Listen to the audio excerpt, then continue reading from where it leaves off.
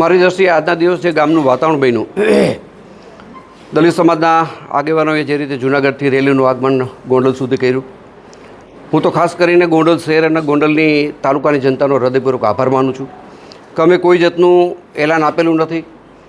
આમ છતાંય સ્વયંભૂ ગોંડલ શહેરે અને ગોંડલ તાલુકાએ જે રીતે બંધ પાડ્યું, જે રીતે અમને સમર્થન કર્યું અને શાંતિપૂર્ણ ગામ બંધ રહ્યું, એના માટે હું ગોંડલની જનતાનો, ગોંડલ તાલુકાની જનતાનો હૃદયપૂર્વક આભાર માનું છું. વિશેષ આભાર હું દલિત સમાજનો માનું છું કે અહીંના તમામ દલિત સમાજના આગેવાનો સતત મારા સંપર્કમાં હતા. દલિત સમાજના આગેવાનોએ મને ખુલ્લું સમર્થન કર્યું. દલિત સમાજના મને જાણવા મળ્યું દલિત સમાજના આગેવાનો આજની રેલીમાં જોડાયા પણ નથી, એમનો પણ હું વિશેષ આભાર માનું છું. અને ખાસ કરીને ફરીથી મારી જનતાનો, ગોંડલ અને શહેરની જનતાનો હૃદયપૂર્વક આભાર માનું છું. અને જે રીતે ગોંડલનું વાતાવરણ, જે ભાઈચારાનું વાતાવરણ છે, આ વાતાવરણ કાયમી બનશે. અને આના માટે મારો પરિવાર જે રીતે મને જે રીતે પરિવારની જે રીતે પારિવારિક હૂંફ મળે છે સમાજની, દરેક સમાજની, એ રીતે હું અને મારો સમાજ હંમેશા અમારા વિસ્તાર સાથે જોડાયેલા રહીશું. અને ફરીથી હું બધાનો હૃદયપૂર્વક આભાર માનું છું. હા, તો લોકો ભાઈ રેલી છે, સભા છે, સરઘસ છે, આની અંદર કોઈ આ રીતે બોલતું હોય, એનાથી એનું લેવલ અને મારું લેવલ, બેના લેવલમાં ઘણો બધો તફાવત પડે છે. એટલે આવા લોકોને મને લાગતું નથી કે મારે જવાબ દેવો જોઈએ. આવતા દિવસોની અંદર જે કાંઈ પ્રેસ મીડિયામાં ચાલ્યું છે એની પણ હું અત્યારે તમને વાત કરું છું, પણ એ તો ગોંડલની જનતા જવાબ દેશે. મારે કે મારા ગણેશે એનો જવાબ નથી દેવાનો, તો ગોંડલની જનતા સમયમાં જવાબ આપશે. અને વિશેષ એ પણ કહી દઉં, અત્યાર સુધી જે મીડિયાની અંદર ચાલ્યું છે એ એકતરફી બધું હાલ્યું છે કે ભાઈ અહીં આવું છે, અહીં તેવું છે.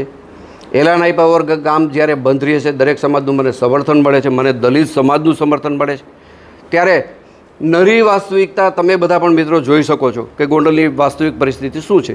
અને આવતા દિવસોની અંદર જનતા એનો સૂર વ્યક્ત કરવા માટે જનતા ભેગી થવાની છે. આમ સમાજ ભેગો થવાનો છે અને એમાં ગોંડલની જે બદનામી થઈ છે એની ચર્ચા જનતા કરવાની છે. અને મને લાગે છે કે ગોંડલનું સર્ટિફિકેટ કોઈ અમદાવાદથી પ્રેસ મીડિયાના મિત્રો આપી દઈએ, કોઈ ફલાણા ગામથી આપી દઈએ, કે કોઈ મીડિયા ચેનલ આપી દઈએ એટલે ગોંડલ બદનામ થઈ જાય છે, અથવા તો ગોંડલને સારું કહી દે તો સારું થઈ જાય, આવું હું કંઈ માનતો નથી. પણ અહીંની લોકલ જો વાત કરવામાં આવે તો ગોંડલની જનતા જ આનો જવાબ આપે મને વ્યાજબી લાગે છે. અને ગોંડલની જનતા 100% જે રીતે મીડિયાની અંદર અપ્રચાર થયો છે, ભ્રામક પ્રચાર થયો છે, એનો જવાબ મીડિયા સમક્ષ મારી જનતા આપશે. જે ઘટના બની છે, તમારી દ્રષ્ટિએ આ ઘટનામાં શું હકીકત છે? તમે શું, કારણ કે ગણેશભાઈ તમારી સાથે સંપર્કમાં તો હશે, હવે બન્યું છે કે નથી બન્યું? અને ખાસ ન્યાય, મારી દ્રષ્ટિએ જે કાંઈ ઘટના ઘટી છે, આ ઘટના એક આકસ્મિક છે. અને આકસ્મિક ઘટના કેને કહી શકાય કે દાખલા તરીકે તમે અત્યારથી તમારું વ્હીકલ લઈને તમે તમારા ઘરે જાઓ છો અને તમારે કદાચ કોઈની યારે અથડાવવાનું થાય તો તમારો કોઈ ઈરાદો ખરો? આ ઘટનાને માત્ર ને માત્ર હું આકસ્મિક ગણાવું છું. કોઈ પૂર્વ યોજિત આની અંદર કાવતરું નથી. જે જૂનાગઢનો દલિત પરિવાર છે એની યારે મારે પારિવારિક કોઈ વાંધો નથી, મારે પેઢી દર પેઢીનું કોઈ વેરઝેર નથી. આ લોકોને હું કોઈને ઓળખતો પણ નથી, ગણેશ પણ એને ઓળખતો નથી.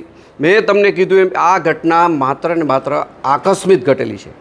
બાપુ, આજે જાહેર મંચ ઉપરથી આપના નામજોગ, આપના પરિવારના નામજોગ એક ચેલેન્જ ફેંકવામાં આવે છે કે અમને ભારતીય જનતા પાર્ટી સાથે વાંધો નથી, કોઈ સમાજ સાથે વાંધો નથી, પરંતુ જયરાજસિંહ બાપુ અને પરિવાર સાથે અમને વાંધો છે.